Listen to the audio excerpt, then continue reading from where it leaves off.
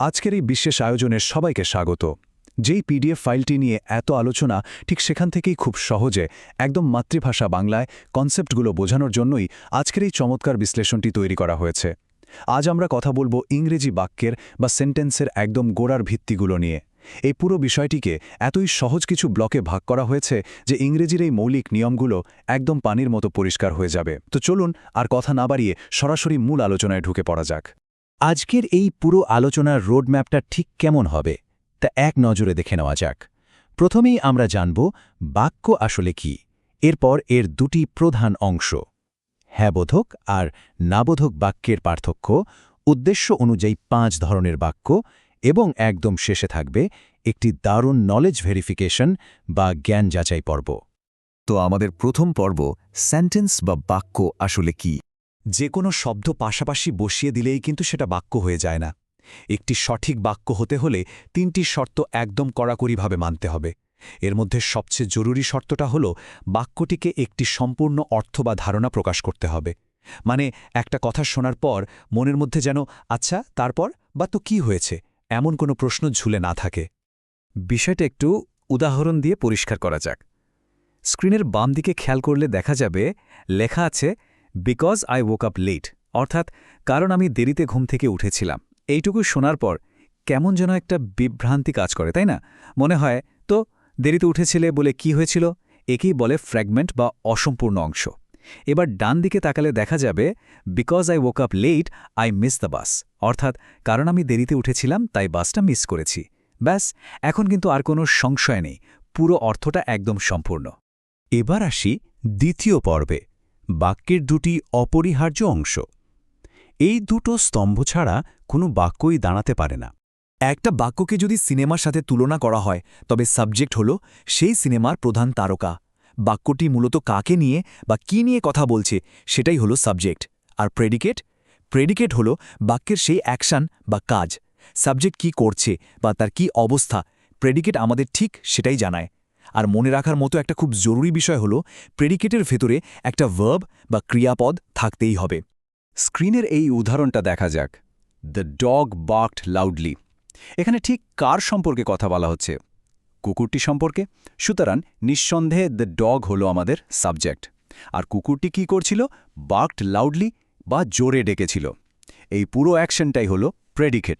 একদম সহজ, তাই না? চলুন এবার তৃতীয় পর্বে যাওয়া যাক। অ্যাফার্মেটিভ বা হ্যাঁবোধক এবং নেগেটিভ বা নাবোধক বাক্যের গল্প। একটা হ্যাঁবোধক বাক্যকে নাবোধক করার পেছনে আসলে চমৎকার একটা গাণিতিক সূত্র কাজ করে। সূত্রটা হলো সাবজেক্ট এবং মেইন ভার্বের ঠিক মাঝখানে একটি বি ভার্ব এবং নট বা নেভারের মতো একটি নেগেটিভ শব্দ বসিয়ে দেওয়া। এই ছোট্ট একটা কাজ করলেই পুরো বাক্যের অর্থ একদম 180 ডিগ্রি ঘুরে যায়। চলে এলাম চতুর্থ পর্বে। বাক্য তো আসলে যোগাযোগের একটা টুল বা হাতিয়ার। উদ্দেশ্য অনুযায়ী আমরা 5 ধরনের বাক্য ব্যবহার করে থাকি। প্রথমেই থাকছে অ্যাসার্টিভ সেন্টেন্স বা বর্ণনামূলক বাক্য। প্রতিদিনের কথাবার্তায় এটি সবচেয়ে বেশি ব্যবহার করা হয়। যখনই সাধারণ কোনো তথ্য দেওয়া হয়, সত্য ঘটনা বর্ণনা করা হয় বা নিজেদের মতামত প্রকাশ করা হয়, তখনই এই বাক্যটি কাজে লাগে। আর এর শেষে সবসময় একটি সাধারণ ফুল স্টপ বসে। দ্বিতীয়টি হল ইন্টারোগেটিভ সেন্টেন্স। কারো কাছ থেকে কোনো তথ্য বের করে আনার জন্য এটাই আমাদের প্রধান অস্ত্র। মজার ব্যাপার হলো এই বাক্যে শব্দের গঠনটা একটু উল্টে যায়। উত্তর আদায়ের জন্য WH ওয়ার্ড অথবা সাহায্যকারী ভার্বগুলো সোজা বাক্যের একদম শুরুতে এসে বসে। ইম্পারেটিভ সেন্টেন্স বা অনুজ্ঞাসূচক বাক্যের সবচেয়ে দারুণ দিকটি হল এর অদৃশ্য সাবজেক্ট। যেমন do not enter this room. এখানে নির্দেশটি যাকে দেওয়া হচ্ছে তাকে আলাদা করে উল্লেখ করার কোনো দরকারই পড়ে না। নির্দেশটা নিজেই এখানে স্বয়ংসম্পূর্ণ। এরপর রয়েছে অপটেটিভ সেন্টেন্স। দৈনন্দিন আড্ডায় হয়তো এটি খুব একটা শোনা যায় না, কিন্তু কাউকে আশীর্বাদ করতে বা মনের গভীর কোনো ইচ্ছা প্রকাশ করতে এই চমৎকার কাঠামোর বাক্যগুলোই ব্যবহৃত হয়। আর পঞ্চম ধরনটি হল এক্সক্ল্যামেটরি সেন্টেন্স বা আবেগসূচক বাক্য। যখন আমরা আনন্দে আত্মহারা হয়ে বলি হুররা, we have one the match, অথবা গভীর বেদনায় বলি আলাস, মাই গ্র্যান্ডফাদার পাস্ট অ্যাওয়ে, কিংবা তীব্র বিস্ময়ে বলে উঠি wow, what a stunning view. এই প্রতিটি আবেগ মেশানো বাক্যই হল এক্সক্ল্যামেটরি সেন্টেন্স।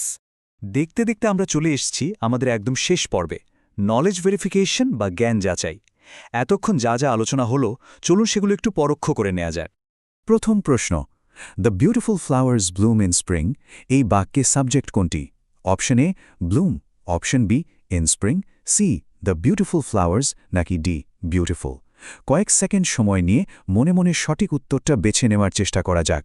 একদম ঠিক, সঠিক উত্তরটি হল সি, দ্য বিউটিফুল ফ্লাওয়ার্স। আমরা আগেই জেনেছি যে সাবজেক্ট মানে হল বাক্যটি কি বা কাকে নিয়ে তৈরি। এখানে যেহেতু সুন্দর ফুলগুলো নিয়েই কথা হচ্ছে, তাই এটি এখানকার সাবজেক্ট। এবার দ্বিতীয় চ্যালেঞ্জ, এই চারটির মধ্যে কোনটি একটি অসম্পূর্ণ অংশ বা ফ্র্যাগমেন্ট? একটু চিন্তা করলেই বোঝা যাবে কোন অপশনটা পড়ে মনে হচ্ছে কথাটা শেষ হয়নি। সঠিক উত্তর হল C, although he worked hard, কারণ এই অংশটুকু পড়ার পরপরই মনের মধ্যে একটা খচখচে প্রশ্ন থেকে যায়। যদিও সে কঠোর পরিশ্রম করেছিল, তারপর কি হল? চিন্তাটা সম্পূর্ণ না হওয়ায় এটি একটি ফ্র্যাগমেন্ট। এবার একটু ট্রিকি প্রশ্ন, হি রোট আ লেটার, এই বাক্যটিকে নেগেটিভ বা না বোধক করতে হবে। সেই গাণিতিক সূত্রটার কথা মনে আছে তো? এবং সঠিক উত্তর হল এ। অনেকেই হয়তো অপশন সি নিয়ে ব্রহ্মিত হতে পারেন, কিন্তু স্ট্যান্ডার্ড ইংরেজি গ্রামারের একটা ভীষণ কড়া নিয়ম হল ডেট শব্দটি নিজেই অতীতের কথা বলছে, তাই এর সাথে আবার রোট বসানোর কোনো মানেই হয় না। ভার্বটি তার বেস ফর্মে ফিরে গিয়ে রাইট হয়ে যাবে। চলে এলাম আমাদের শেষ এবং সবচেয়ে অ্যাডভান্সড প্রশ্নে। Would that I were young again, মানে হায় আমি যদি আবার তরুণ হতে পারতাম। এই আবেগঘন কাব্যিক বাক্যটি আসলে কোন প্রকারের মধ্যে পড়ে? দারুণ, সঠিক উত্তর হল ডি, অপটেটিভ সেন্টেন্স। এটি একটি গভীর অপ্রাপ্তি বা ইচ্ছা প্রকাশ করছে। তো আজ আমরা দেখলাম কিভাবে সাবজেক্ট আর প্রেডিকেট মিলে একটি শক্তিশালী বাক্য তৈরি করে এবং উদ্দেশ্য অনুযায়ী তারা কিভাবে নিজেদের রূপ বদলে নেয়।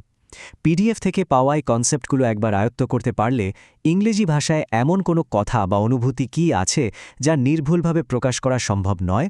এই প্রশ্নটা রইল সবার কাছে। আজকের বিশ্লেষণ এখানেই শেষ করছি।